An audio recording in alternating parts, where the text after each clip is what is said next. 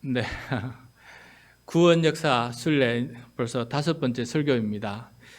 오늘은 사도 바울이 구원 역사를 어떻게 이해하고 또 사람들에게 전해주는지를 그 본문 말씀을 통해서 우리를 구원하시는 하나님의 계획, 하나님의 뜻을 깨닫고 그것을 감사할 수 있는 저와 여러분이 될 수 있기를 간절히 소원합니다.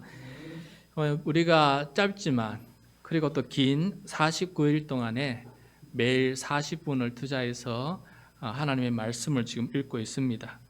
그러면 이 성경 일독이 그 자체가 목적이 아닙니다. 성경 일독은 그 자체가 목적이 아니에요. 이걸 하는 이유는 그 다음에 일을 하기 위함입니다. 우리가 매일매일 주야로 하나님의 말씀을 묵상하는 자가 복 있는 사람이라고 하나님께서 말씀해 주지 않으셨습니까? 그래서 우리는 매일 성경을 통해서 매일매일 말씀을 묵상하면서 살아가는 그런 공동체가 되려고 노력하고 있습니다.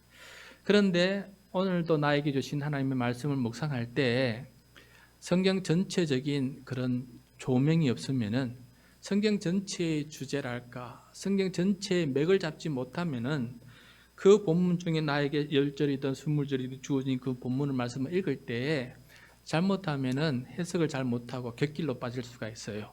그래서 성경 일독하는 목적은 그 일독을 했다 혹은 이독을 했다 그게 목적이 아니고 그걸 통해서 성경 전체가 어떻게 흘러가는지를 줄거리를 알게 되면은 그 부분을 묵상할 때 좀 더 바르게 좀 더 알 수 있는 방법으로 묵상을 할 수 있는 사람이 되는 거거든요. 그래서 여러분 성경 일독 끝나면은 한 달 쉬었다가 이제 성경 묵상 세미나가 4주 동안 진행이 돼요. 저는 거기에 목회의 모든 걸 걸고 있어요. 저는 여러분과 매일 같이 만나거나 같이 동행할 수가 없지 않습니까? 그럼 누가 결국은 여러분과 동행합니까? 하나님께서 동행하시는 참된 주인 아니십니까?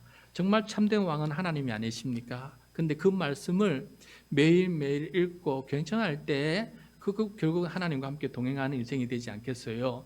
그래서 저의 목회의 초점은 성경 일독을 하고 1년에 한 번, 이게 힘드니까 1년에 한 번만 하고 그다음 매일매일 말씀을 읽을 수 있도록. 그래서 오늘 하루라도 하나님의 말씀 한번 읽고 듣고 그 하나님의 말씀에 내 영혼을 비추어 볼 수 있는 그런 시간을 가진다면은 그 주중의 삶에도 일상 속에서도 하나님과 동행하고 기도할 수 있는 사람이 되니까 이보다 더 좋은 그런 목회 프로그램이 또 어디 있겠습니까? 그래서 저는 거기에 가장 중요한 사역, 성경 읽도, 그 다음에 매일 묵상, 여기에 내 모든 것을 걸고 목회를 하고 있어요. 그런데 이것이 쉽지가 않아요. 그래서 성경을 읽는 것이 적응되지 못하는 분들, 그리고 삶이 너무 고달파서 앉아서 말씀을 읽기 힘든 분들, 그리고 뭐 재밌는 것들은 많아요. 그래서 하루에 2시간, 3시간 핸드폰을 잡고 유튜브를 볼 수는 있어도 하나님의 말씀 20분은 죽어도 못 읽는 사람들이 있어요. 그건 어쩔 수 없어요. 그런데 이것을 바꾸어서 하루에 2시간씩 읽으라는 게 아니고 유튜브를 보듯이 그렇게 2시간을 보라는 게 아니고 20분만이라도 하나님의 말씀을 읽고 그 말씀을 통해서 하나님의 말씀에 경청해 볼 수 있는 사람이 된다면은 이렇게 정말 하나님 앞에 기뻐하는 사람 되지 않겠습니까? 그래서 더 중요한 것은 매일 묵상을 할 수 있는 사람을 향해서 지금 뭔가 기초를 쌓고 있는 그런 과정이다라고 생각하고 이 말씀을 잘 읽어가셔서 성경 전체의 맥락이 이런 거구나 하는 것을 알면 돼요. 그 일부 구절 하나하나 다 몰라도 돼요. 전체 맥락이 이런 거라는 것을 알고 난 다음에 끝나고 난 다음에 이제 다시 우리가 매일 성경으로 돌아갈 겁니다. 그래서 돌아가서 하나님의 말씀을 묵상할 때 이렇게 여기에 해당되는구나 라는 것을 깨닫고 말씀을 적용할 수 있다면 그보다 더 큰 묵상자가 없을 것입니다.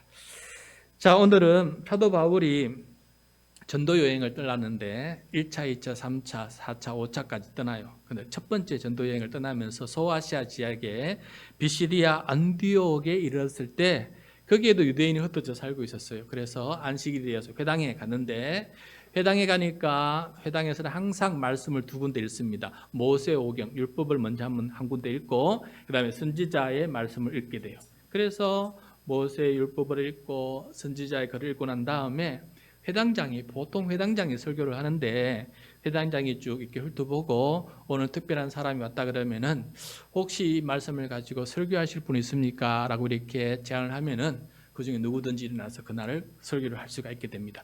보통 성경을 연구하고 랍비가 되거나 회당장 되면은 이제 설교를 할 수 있는 그런 권한이 주어진 게 되었죠. 그래서 이 회당을 방문했던 사도 바울이 제가 이번에 설교하겠습니다. 제가 여러분에게 들려줄 귀한 말씀이 있습니다. 하나님께서 우리를 구원하시려고 택하셨는데 저는 정말 귀한 구원의 말씀이 있어서 여러분에게 꼭 전해주고 싶습니다 하면서 손을 들어서 본인이 설교자로 자청하는 것을 보게 돼요. 자, 16절입니다. 16절 시작. 바울이 일어나 손짓하며 말하되 이스라엘 사람들과 및 하나님을 경외하는 사람들아 들으라. 손을 들어서 내가 설교하겠습니다 하면서 일어서서 설교를 하게 됩니다. 앞에 나오셔서 여러분 들으십시오 라고 설교를 하게 되는데, 자, 누구에게 들으라 하느냐? 처음에는 이스라엘의 사람들아, 이스라엘 사람들, 유대인을 말해요. 유대인, 아브라함의 자손들, 혈육적으로 아브라함의 자손들을 말해요. 그 다음에 과, 및, 그리고 라는 뜻이죠. 하나님을 경외하는 사람들.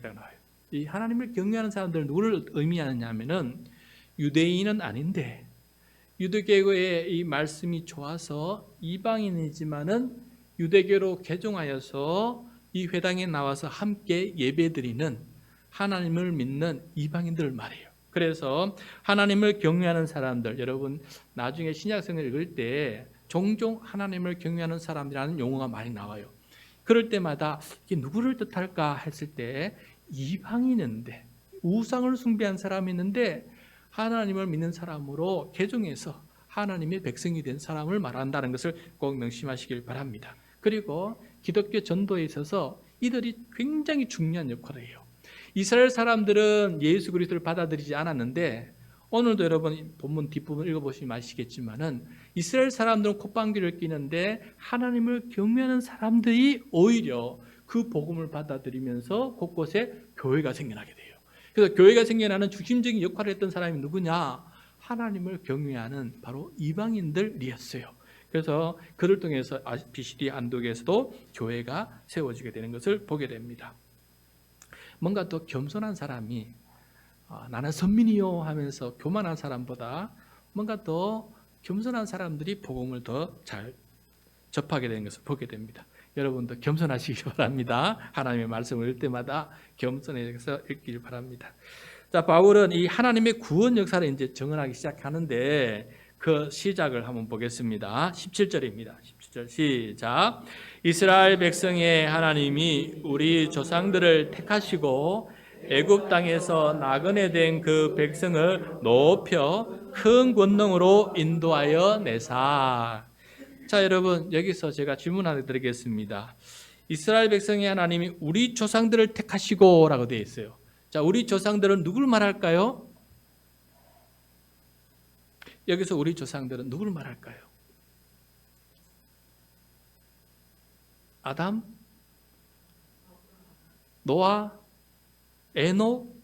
아닙니다. 누구를 말할까요?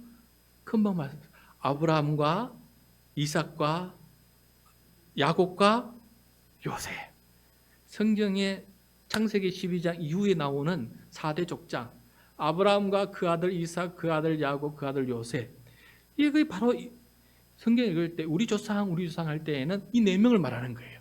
아브라함과 이삭과 야곱, 요셉. 아브라함이 유대인의 시조니까. 그래서 이 사도 바울의 인류 구원의 역사도 아브라함부터 시작하고 있다라는 것을 보게 돼요. 하나님께서 그 많은 우상을 숭배하는 사람들 중에서 유독 아브라함을 택하시지 않으셨습니까?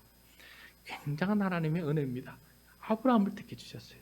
여러분, 우리도 아직까지 우리 땅의 4분의 3은 아직 하나님을 믿지 않습니다. 그런데 그 중에 4명 중에 1명을 하나님께서 택하시고 부르시는 건데 그 중에 우리를 불러주셨으니 하나님 은혜가 얼마나 큽니까? 그래서 하나님께서 택하셨는데 이 백성이 어디로 내려갔습니까? 애굽으로 내려갔어요. 애굽으로 내려가서 거기서 나그네 된 백성이 되었어요. 외국인 근로자, 이민자로 살아갔습니다. 430년 동안 그곳에 살면서 하나님께서 아브라함에게 약속하신 그 첫 번째 언약을 거기서 이루어 주십니다. 여러분, 이제 이제 암송하시죠? 하나님께서 아브라함과 맺은 언약 4개가 무엇입니까? 이것이 구약과 신약 성경 전체의 이야기라고 했죠. 그죠? 하나님께서 아브라함에게 약속하신 언약 4가지. 첫 번째, 그렇죠. 큰 민족을 이루게 해주실 것이다. 두 번째, 땅을 주실 것이다. 그죠? 세 번째, 그 민족이 복이 되게끔 해주시겠다. 그다음 네 번째, 복의 통로가 되게끔 하나님께서 해주시겠다. 이렇게 얘기했어요. 그런데 애굽에서 그 첫 번째 약속이 이루어지지 않았습니까? 70명이 내려갔는데 장정만 20세 이상 군대 가는 장정만 60만 명 되었으니까 하나님께서 그 땅에서 첫 번째 약속을 이루어 주시고 그 다음에 그 땅에서 큰 권능으로 이끌어내세요. 인도하십니다. 어디로 인도하십니까? 가나안 땅, 약속의 땅. 왜? 두 번째 언약 지키시는 거예요. 약속의 땅, 가나안 땅으로 지금 인도하시는 하나님께서 하나님이 그 언약 성취를 우리가 보게 됩니다. 자, 그런데 약속의 땅으로 가는 이 광야의 길은 순적하지가 않았어요. 18절입니다. 18절 시작.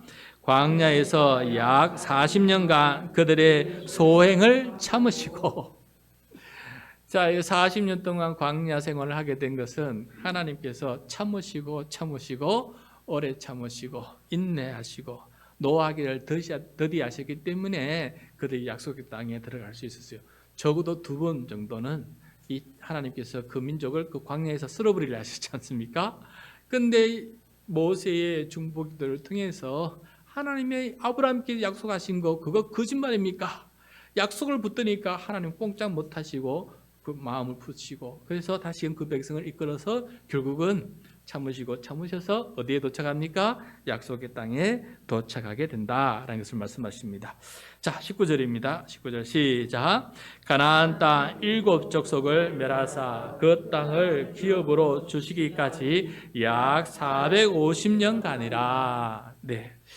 가나안 땅 7족속 가나안 족속, 브리스 족속, 히위 족속, 헷 족속, 여부스 족속 등 그 족속 7족속을 다 멸하시고 정복을 하게 된 거죠. 그래서 그 땅을 하나님께서 기업으로 자기 땅으로 유산으로 주셔서 그 땅을 차지하게끔 되었습니다. 그런데 여러분 이 긴 세월 동안 하나님께서 450년 만에 이 약속을 이루어 주신 것을 보게 돼요. 하나님의 약속의 성취는 빨리빨리 이루어지는 건 아니다 하는 것을 보게 됩니다. 그러므로 우리도 인내와 소망이 필요한 사람이 되어야 된다라는 것을 말씀해 주고 있습니다. 자, 그렇게 해서 이제 정복했지만은 여러분 정복했지만 그 땅을 잘 정착했습니까? 그렇죠? 정복은 군대를 통해서 전쟁을 통해서 정복은 했지만은 그리고 그 땅에 이제 각 지파들 백성들이 들어가서 정착을 했지만은 그 정착이 제대로 이루어지지 않았어요. 첫 번째 그 땅의 민족들을 다 쫓아내야 돼요. 우상을 산당을 다 타파하고 오직 하나님만 섬기는 그런 백성들로 그 땅을 차지하게 돼야 되는데 어떻게 됐습니까? 쫓아냈습니까? 못 쫓아냈어요. 근데 하나님께서 뭐라고 말씀하셨습니까? 못 쫓아내면은 그 사람이 너희들의 올무가 될 것이다. 올무가 될 것이다. 우상을 숭배하고 불의를 행한 올무가 될 것이다. 되었어요. 그래서 그것이 올무가 되어서 이 사사시대는 계속해서 그 민족들이 남아있는 민족들 특히 블레셋 민족이 이스라엘을 침략하고 수탈하고 약탈하고 또 주변의 민족들이 계속 침략해서 수탈하고 약탈해요. 그때마다 하나님께서 누구를 세우시냐? 누구를 세우셨습니까? 그렇죠. 지도자를 사사를 세워주셨어요. 20절 말씀입니다. 20절 시작. 그 후에 선지자 사무엘 때까지 사사를 주셨더라. 예, 온니엘부터 시작해서 삼손에 이르기까지 몇 명의 사사입니까? 몇 명의 사사를 주셨어요? 12명. 12명의 사사를, 마지막 사사가 삼손이었고 그 다음에 사무엘상으로 넘어가서 실제적으로 마지막 사설은 사무엘이지 않습니까? 그런데 이 사무엘은 굉장히 유명한 사사였습니다. 왜냐하면 사무엘 때 이르러서야 그 땅의 백성들이 하나님의 말씀으로 돌아오는 그런 영적 부흥의 운동이 일어나게 되었기 때문입니다. 그동안은 계속해서 하나님 말씀 잘 듣지도 않고 그냥 우상을 숭배하고 그랬는데 사무엘이 라마를 중심으로 해서 미스바를 중심으로 길가를 중심으로 순회하면서 백성들에게 하나님의 말씀을 가르치고 그 하나님의 말씀으로 돌아오는 그런 놀라운 일들. 그래서 미스바의 백성들이 모여서 회개 기도를 하고 우상을 타파하면서 온전한 하나님의 백성으로, 복 있는 백성으로 돌아가기 시작한 큰 역할을 했던 사람이 누구냐? 사무엘이다. 사무엘. 그 사무엘의 영향을 받은 왕이 누굽니까? 그 유명한 다윗 왕이 되지 않겠습니까? 다윗 왕의 그 위대한 신앙은 누구에게 왔습니까? 사무엘의 그 영적 부흥을 통해서 그 믿음이 전해지게 된 것이에요. 자, 그래서 그들이 사사를 통해 사무엘까지 이르게 되었는데 워낙 주변의 나라들이 자꾸 침략하고 수탈을 당하니까 안 되겠습니다. 하나님, 우리에게도 사사가 아니라 군대, 상비 군인이 있는 군대가 있는 군대를 조직해서 운영하는 왕을 주십시오. 그래야 더 이상 침략을 당하지 않을 것 같습니다 하면서 왕을 요구하게 됩니다. 21절입니다. 21절 시작. 그 후에 그들이 왕을 구하거늘 하나님이 베냐민 지파 사람 기스의 아들 사울을 40년간 주셨다가, 자, 이스라엘의 첫 번째 왕 사울 왕은 그 백성들의 요구를 잘 들어주는 왕이 되었어요. 그래서 블레셋과 다른 주변의 나라들과 전쟁을 하면서 승리해요. 승리. 곳곳에 가서 전쟁을 승리하게 돼요. 이야, 우리가 원하는 왕이다. 얼마나 기쁘고 좋았겠어요. 이런 왕 군대, 승리하는 군대가 있으니까 얼마나 좋았겠습니까? 그런데 문제는 사울 왕이 무엇을 버렸습니까? 하나님을 버렸어요. 하나님의 말씀을 듣지 않고 권력만 가진 그런 왕이 되었어요. 그러다 보니까 하나님께서도 사울 왕을 버리셨습니다. 그래서 다른 왕을 세우는데 바로 22절입니다. 22절 시작. 패하시고 다윗을 왕으로 세우시고 정언하여 이르시되 내가 이새의 아들 다윗을 만나니 내 마음에 맞는 사람이라 내 뜻을 다 이루리라 하시더니. 자, 여러분, 지난주에 갔던 그 말씀이 다 새록새록 생각나지요. 지금 이제 다윗 왕이, 하나님께서 다윗 왕을 세우신, 구약 성경을 읽다 보면은 가장 많은 분량을 차지하는 것 중에 하나가 다윗의 이야기예요. 그만큼 중요한 인물이라는 것입니다. 그런데 다윗 왕을 세웠더니 하나님께서 다윗 왕을 보시고 처음으로 정언을 하세요. 하나님께서 말씀하시는 겁니다. 어떤 정언을 하시느냐? 22절. 내가 이새의 아들 다윗을 만나니, 다윗을 만나고 보니까 내 마음에 맞는 사람이다.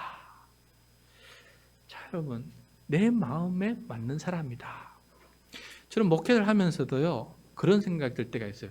아, 저 성도님은 내 목회와 맞는 사람이다 라는 생각이 들 때가 있어요. 하나님께도 그런 생각이 드는 거예요. 저 왕은 내가 생각하는 왕이다. 어떤 왕입니까? 어떤 왕이? 하나님 마음에 맞는다는 거예요. 마음에 맞는다. 자, 하나님의 마음에 맞는 사람은 어떤 사람입니까? 어떤 사람이 하나님의 마음에 맞는 사람이겠습니까, 여러분? 이 사무엘상, 사무엘하, 이 상하 전체 다윗 이야기를 읽으면서 다윗은 여러분 어떤 사람이었습니까? 도대체 어떻게 하나님의 마음에 맞았습니까? 첫 번째, 그는 다른 사람들과 달리 오직 하나님만 섬겼어요. 우상을 숭배하지 않았다는 거예요. 나의 구주는 오직 하나님뿐이다 라는 이 믿음에 굳건히 있었다는 거 아니겠습니까? 두 번째는 어떤 사람입니까? 하나님의 말씀을 청종하는 사람이었어요. 하나님의 말씀을 청종해서 그 말씀을 여러분 전부 다 이루었습니까? 아니에요. 비록 그가 많은 말씀을 순종했지만은 그렇다고 해서 완벽하게 그 모든 말씀을 다 순종하는 사람 아니었어요. 결정적으로 두 번 그가 하나님 앞에 큰 죄를 지었지 않았습니까? 무엇입니까? 첫 번째는 우리의 아내 바세바를 범함으로, 간음함으로 말미암아 그 이후로 그 인생이 얼마나 큰 죄값을 당했습니까? 자녀가 거역하고 자녀들끼리 죽이고 또 북지파들이 침략하고 왕을 거부하는 일들, 그 죄값을 얼마나 많이 당했어요. 그렇지만 그 죄값을 다 달게당하고 하나님 앞에 물러서거나 후회하거나 후퇴하지 않고 끝까지 하나님 앞에 그 모든 죄가를 당하면서도 하나님을 찬양하고 회개하지 않았습니까? 두 번째, 큰 말년에 위기가 닥쳐왔어요. 인구조사를 했어요.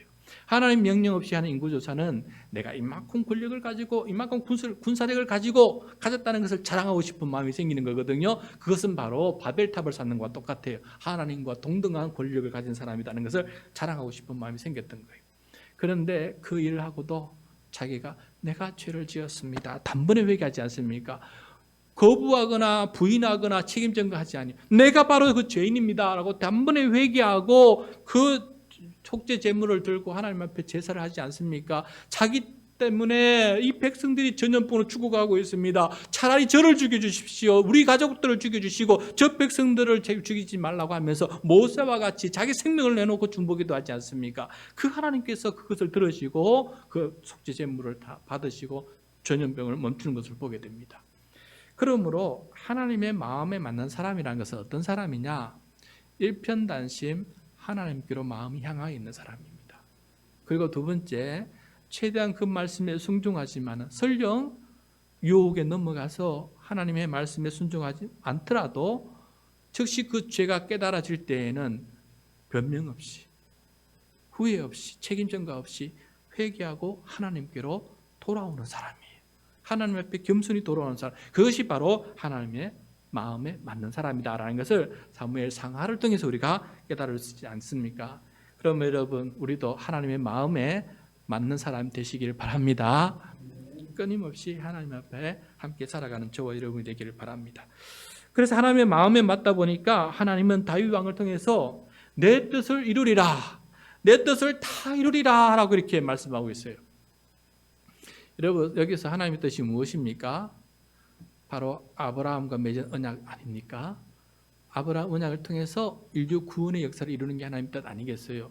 그래서 구약 성경 통틀어서 하나님의 인류 구원의 역사, 구약 성경 통틀어서 가장 하나님의 뜻이 온전하게 이루어진 때가 언제입니까? 바로 다윗 때입니다. 물론 솔로몬 때 더 강력했지만 솔로몬은 말년에 수많은 우상을 숭배하는 그런 사람으로 타락했기 때문에 솔로몬을 백성들은 언급하지 않아요. 다 다윗을 얘기합니다. 다윗이 가장 하나님의 언약을 가장 잘 성취하고 복된 민족이 된 그런 왕으로서 추앙을 받게 되는 것이죠.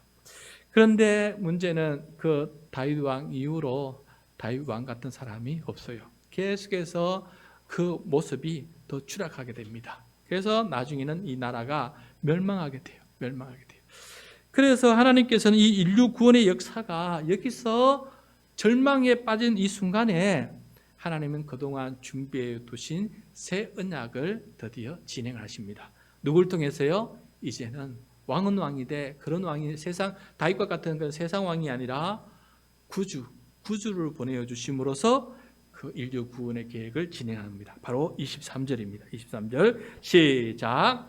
하나님이 약속하신 대로 이 사람의 후손에서 이스라엘을 위하여 구주를 세우셨으니 곧 예수라. 자, 이 사람의 후손이라는 것은 이 사람은 다윗의 후손을 말합니다. 다윗의 후손 중에 이 이스라엘이 복이 되게 하기 위해서 구주를 세워주셨는데 바로 예수 그리스도다라고 증언하고 있어요. 그 비시디의 안독의 유대인들 앞에서 이방인들 앞에서 하나님께서 구약 성경은 이렇게 끝났지만은 하나님께서 이 백성들을 구주로 다윗의 후손으로 예수 그리스도를 구주로 세워주셨습니다. 자, 이게 본격적으로 이제부터 사도 바울이 이 백성 비시디 안디옥에 모인 회당에 있는 사람들에게 전해주고 싶은 이야기예요. 예수 그리스도를 구주로 세워주셨습니다. 자, 여러분, 구주라는 것이 무엇입니까? 구원하시는 주님 아니겠습니까? 구원하시는 주님, 구원자. 그래서 가끔 이걸 줄여서 구주를 주라고 말해요. 주님. 그래서 주 예수 그리스도다. 이렇게 자주 우리가 얘기하는데 구원하시는 분이다. 그런 뜻입니다. 사도 바울은 예수님을 구원자뿐만 아니라 구주뿐만 아니라 구원의 말씀이다. 구원의 말씀 그 자체다라고까지 얘기합니다. 26절이에요. 26절 시작. 형제들아, 아브라함의 후손과 너희 중 하나님을 경외하는 사람들아, 이 구원의 말씀을 우리에게 보내셨거늘. 자, 예수님을 구주로 보내주셨을 뿐만 아니라 예수님께서 바로 구원의 말씀 그 자체다. 이 말씀이 육신이 되어 우리 가운데 오신 그 바로 그분 자체다라는 것을 얘기해 주고 있습니다.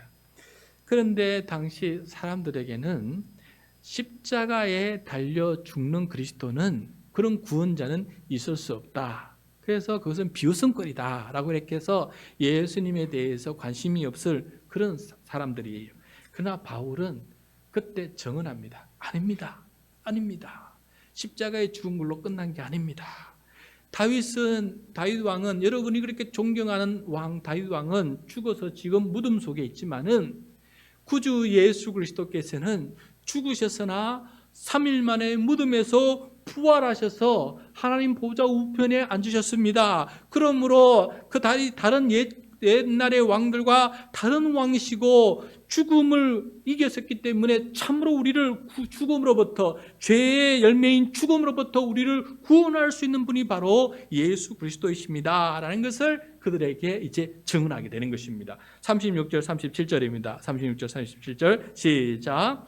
다윗은 당시에 하나님의 뜻을 따라 숨기다가 잠들어 그 조상들과 함께 묻혀 썩음을 당하였으되 하나님께서 살리신 이는 썩음을 당하지 아니하였나니. 여기서 하나님께서 살리신 이는 바로 예수 그리스도를 말합니다.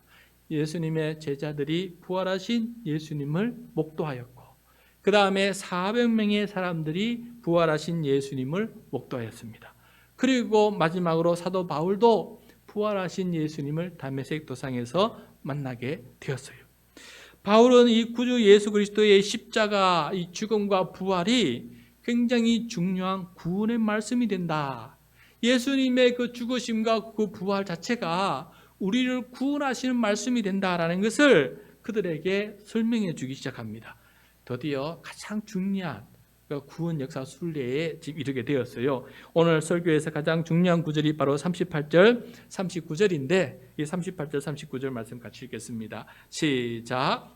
그러므로 형제들아, 너희가 알 것은 이 사람을 힘입어 죄 사함을 너희에게 전하는 이것이며, 또 모세의 율법으로 너희가 의롭다 하심을 얻지 못하던 모든 일에도 이 사람을 힘입어 믿는 자마다 의롭다 하심을 얻는 이것이라. 자, 38절, 39절. 지금 이거 말하고 싶어서 지금까지 앞에 긴 이야기를 한 거예요. 자, 여기서 너희들이 알 것이 있다. 꼭 알아야 될 것이 있다. 몇 가지입니까? 두 가지. 이 두 가지를 꼭 알아야 된다. 그래야 구원 역사 순례에 정말 중요한 순례를 얻게 되는 것이다 라는 것을 말씀하고 있어요. 알 것이 뭐냐? 첫 번째, 똑같은 말씀으로 반복하고 있는데 이 사람을 힘입어 얻게 되는 것이에요. 이 사람이 누구이겠습니까? 예수 그리스도입니다. 예수 그리스도를 힘입어서 얻게 되는 것이에요. 내 힘으로는 얻을 수 없는 거예요. 우리 조상의 힘들로는 얻을 수 없는 거예요. 율법으로는 얻을 수 없는 거예요. 구약 성경으로는 얻을 수 없는 거예요. 그런데 이 사람을 힘입어, 예수 그리스도를 힘입어서 얻을 수 있는 게 두 가지다. 이것이 바로 이 두 가지 얻었을 때 구원받은 사람이다. 구원의 말씀을 받은 사람이다 라는 것을 말해요. 그러니까 지금 38절, 39절은 우리를 구원하시는 말씀이에요. 이 말씀이 받아지고 믿겨지고 내 것이 될 때 우리는 구원의 말씀을 받은 사람이고 구원을 얻은 사람이 되는 것입니다. 자, 첫 번째 말씀 보겠습니다. 38절에 너희가 알 것은 첫 번째, 이 사람을 힘입어 죄사함을 너희에게 전하는 이것이다. 예수 그리스도를 통해서, 예수 그리스도를 힘입어서 죄사함을 받는 것이에요. 자, 여러분, 우리가 구약 성경 읽고 오고 있어요. 아브라함이든 다윗이든 그도 죄사함을 받았습니까? 안 받았습니까? 회개할 때 죄사함을 받았어요. 그 자기가 기도했어요. 하나님, 제가 죄를 지었습니다. 회개를 들었어요. 그때 하나님께서 그것을 들으시고 받아주셨어요. 용서해 주셨어요. 그런데 지금 여기서 말하는 회개, 죄사함은 어떤 죄사함입니까?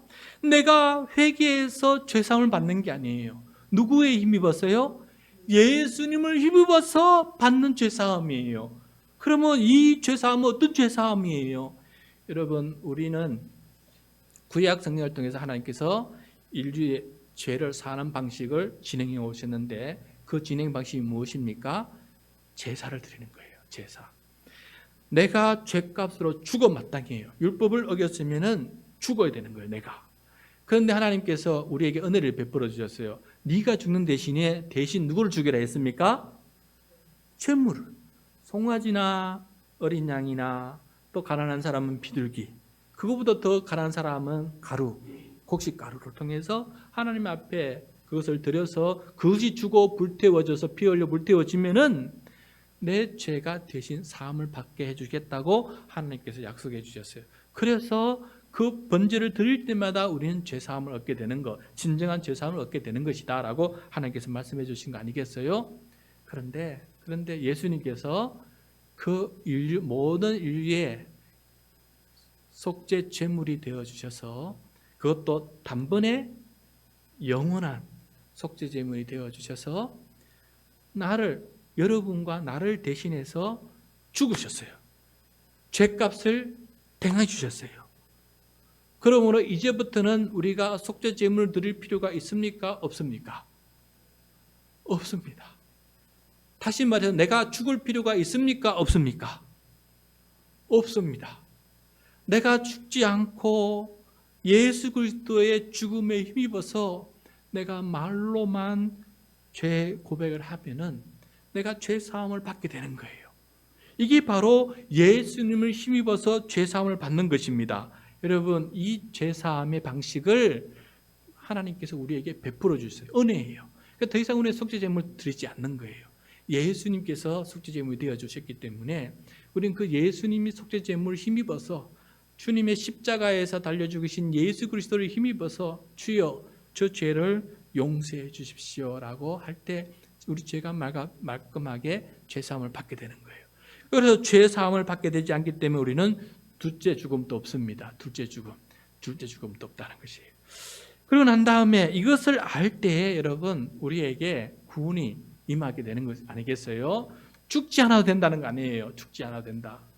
물론 우리는 모든 인류는 한번 죽게 되어 있어요. 죄값 때문에. 그런데 죽은 이후에 모든 사람은 다 부활하게 되어 있어요.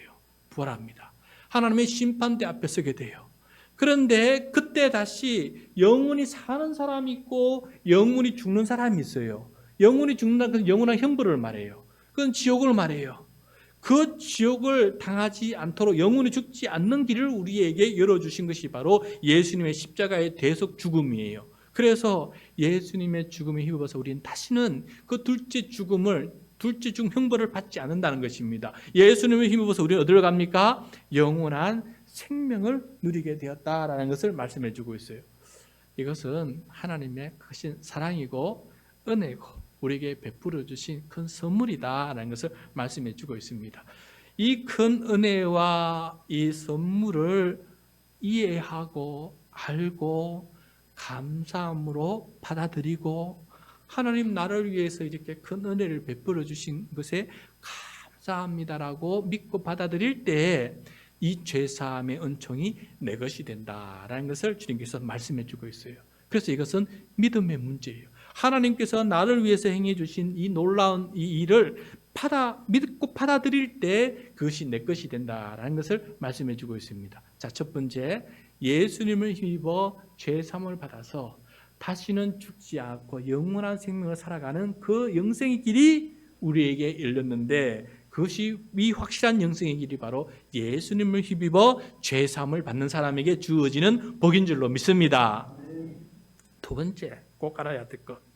구주 예수 그리스도를 힘입어서 이 사람 힘입어서 뭐를 받는다고요? 두 번째, 의롭다 하심을 받는다.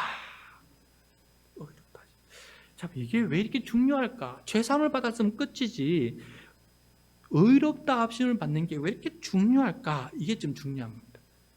자, 여러분, 예수님은 죄가 하나도 없으신 절대 의인이에요. 절대적인 의인이에요. 유일하게 죄가 하나도 없으신 분이에요. 그분이 바로 하나님이세요. 죄가 하나도 없이 온전하게 거룩하신 분이 바로 하나님이세요. 그런데 우리가 하나님의 자녀가 되려면은 우리도 죄 한 점 흠이 없는 그런 거룩한 성도가 되어야 돼요. 그때 거룩하신 하나님의 앞에 거룩함을 자격을 얻고 그 앞에 설 수가 있어요.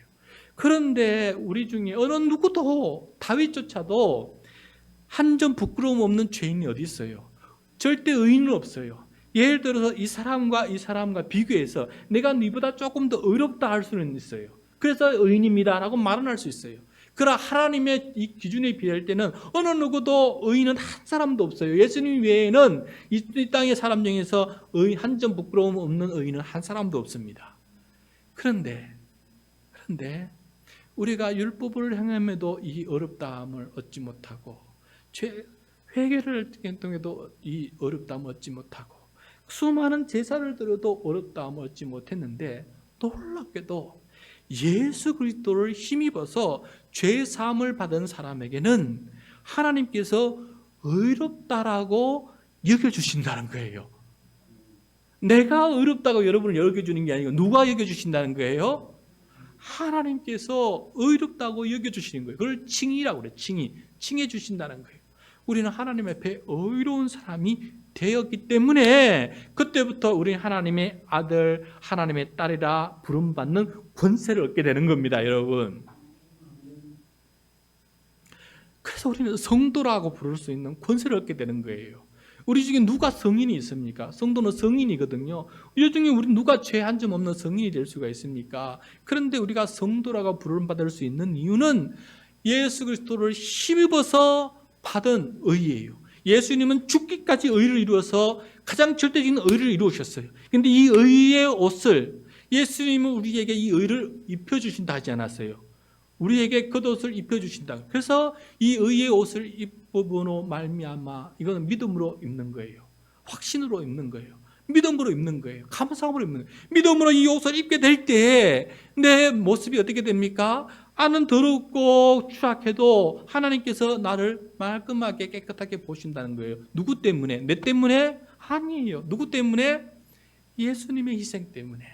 예수님의 그 크신 사랑 때문에 우리를 의롭다고 여겨주시는 거예요. 그래서 내가 하나님의 아들, 딸 되는 권세를 얻게 되고 하나님의 아들, 딸이 되었으니까 하나님의 상속자가 되는 거예요. 하나님 아버지의 상속자가 되는 거예요. 상속자가 되니까 하나님께서 가진 모든 복을 내가 상속받을 수 있는 거예요. 하나님의 나라를 상속받을 수 있는 거예요. 하나님의 나라의 기업을 그 땅을 차지할 수 있게 되는 거예요. 하늘 처소를 얻게 될 수 있는 거예요. 하나님의 백성으로 살아갈 수 있는 거예요.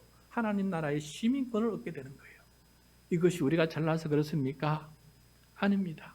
그래서 예수님을 힘입어서 얻을 수 있는 것이 두 가지가 바로 진정한 죄사함이고 의롭다함이에요. 이것을 알고 이것을 믿고 이것이 감사함으로 내 가슴에 와 닿고 하나님 고맙습니다. 나 같은 죄인을 영원한 생명을 얻게 해주시고 나 같은 죄인을 존귀하고 보배롭게 의롭게 여겨주시니 하나님의 은혜가 너무 크고 고맙습니다. 그 앞에 자복하고 고맙고 감사하고 찬양할 때 그 사람이 어떤 사람이 된다? 구원의 말씀을 받은 사람이고 구원을 얻은 사람이 된다라는 것입니다.